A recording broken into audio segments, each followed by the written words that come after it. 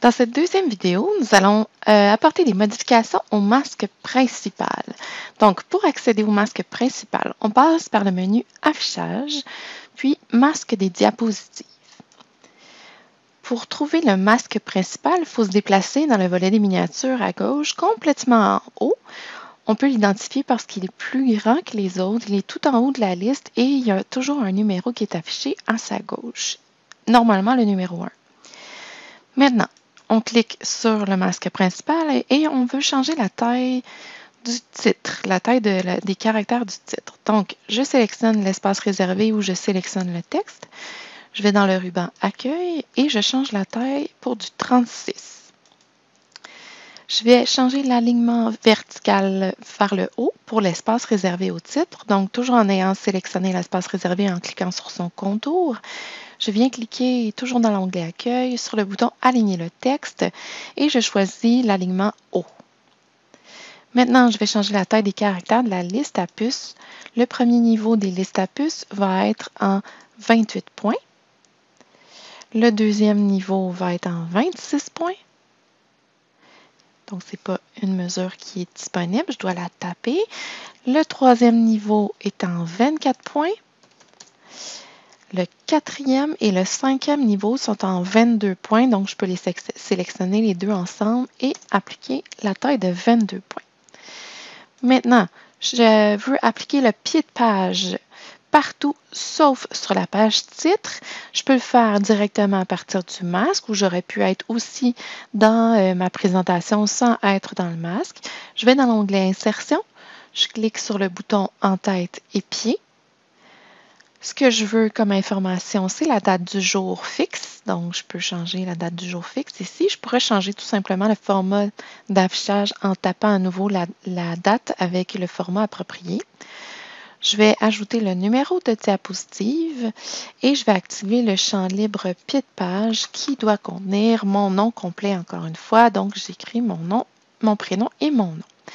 Et là, comme je veux l'appliquer partout sauf sur ma diapositive de titre, je dois cocher cette petite case ici et ensuite cliquer sur Appliquer partout.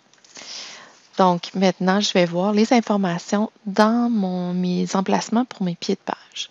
Je vais changer la position de la date. Je vais la déplacer entre mon nom et le numéro de diapositive. Donc, je sélectionne la bordure de l'espace réservé pour la date. Et avec la touche majuscule enfoncée, je viens glisser l'espace réservé entre le numéro et mon nom. Je peux ajuster aussi sa taille si je ne veux pas dépasser ou empiéter sur un autre espace réservé. Donc, de cette façon-là, avec majuscule pendant le déplacement, je m'assure d'être en ligne droite. Maintenant, je vais insérer une image qui va servir de logo et qui s'appelle Logo Vélo. Pour faire la prochaine étape, je vais dans l'onglet Insertion Images et je vais aller sélectionner dans le dossier que j'ai enregistré sur mon bureau le fichier qui s'appelle Logo Vélo, qui est juste ici, et que j'insère comme ça. Donc, le logo est très grand.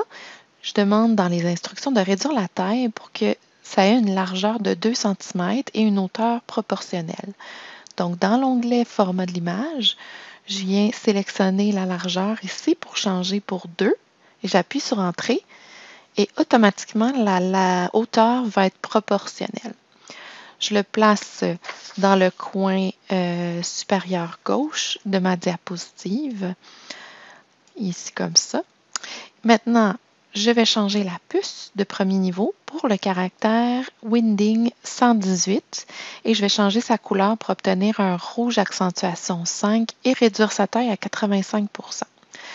Donc ici, je viens dans l'onglet Accueil et c'est ici qu'on a les listes à puces. Je clique sur la flèche à droite de la liste à puces et je viens sélectionner puces et numéros. Pour avoir un caractère Windings, je viens sélectionner l'option Personnaliser. Je choisis la police Windings qui est un peu plus en bas dans la liste, donc Windings ici. Le caractère 118, je ne sais pas c'est quel caractère exactement, donc je viens dans Code du caractère, taper le code 118, il m'amène directement sur cette puce-là, ici, ce caractère-là. Donc, je clique sur OK. Je veux qu'elle soit rouge, donc avec le petit bouton ici, je choisis l'option rouge accentuation 5 comme couleur et la taille à 85% plutôt que 125 comme ceci. Et une fois que j'ai sélectionné toutes ces options-là, je clique sur OK pour voir la puce s'appliquer. Je dois maintenant ajouter un bouton d'action. Donc, ici, dans l'onglet Insertion, je peux cliquer sur les formes, la galerie des formes, et tout en bas de la galerie des formes, j'ai ce qu'on appelle des boutons d'action. Donc, je vais choisir celui qui représente la petite maison pour le bouton Accueil.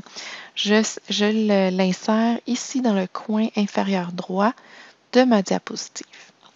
L'action par défaut, c'est qui mène vers la première diapositive. C'est ce que je veux. Donc, je n'ai qu'à cliquer sur OK pour terminer la présentation. Donc, j'ai terminé de faire les modifications de mon masque de diapositive. Je vais donc désactiver le mode d'affichage pour continuer à faire les modifications dans ma présentation.